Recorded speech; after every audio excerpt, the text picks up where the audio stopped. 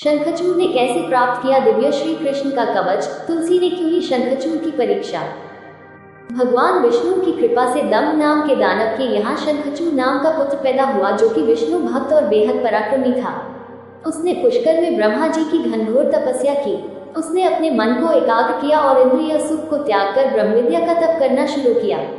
उस दानव की तपस्या से प्रसन्न होकर ब्रह्मदेव खुद उसे वरदान देने के लिए पुष्कर में प्रकट हुए। शंखचूड़ ने ब्रह्मा जी से वरदान मांगा कि देवता भी उसको न जीत पाए।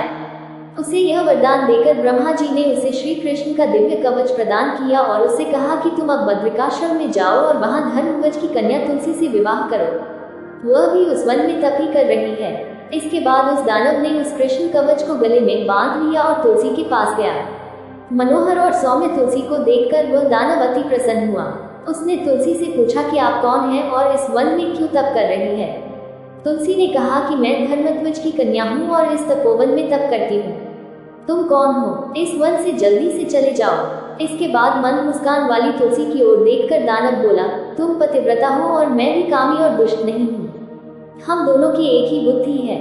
मैं स्वयं ब्रह्मा जी की आज्ञा से आया हूँ और तुम्हारे साथ गांधर्व विवाह करके का इच्छुक हूँ। मैं पिछले जन्म में श्री कृष्ण का गोप था और राधिका के श्राप से धनु के वंश में पैदा हुआ हूँ।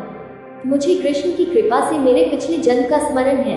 मैं शंखचूड़ हूँ और देवता भी मुझे नहीं जीत सकते हैं। तुलसी बोली, आपने अपने सात्विक विचार से मुझे पराजित कर दिया है। संसार में वह पुरुष धन्य है जो स्त्री से पराजित नहीं होता है। मैंने तो सिर्फ आपकी विद्या का प्रभाव जानने के लिए आपकी परीक्षा ली है, क्योंकि स्त्री को हमेशा अपने पति का वरण करने से पहले उसकी परीक्षा लेनी चाहिए। अभी तुलसी इस प्रकार के वचन कह ही रही थी कि वहां ब्रह्मा जी आ गए और उन्होंने दोनों को विवाह करने के लिए प्रेरित किया। उन्होंने तुलसी से कहा कि ये दानव एक बार फिर कृष्ण की कृपा से गोलोक को प्राप्त करेगा और इसके मर जाने के बाद तुम भी वैकुंठ में श्री कृष्ण को प्राप्त करोगी। ऐसा कहकर ब्रह्मदेव वहां से चले गए और उन दोनों ने विवाह कर लिया।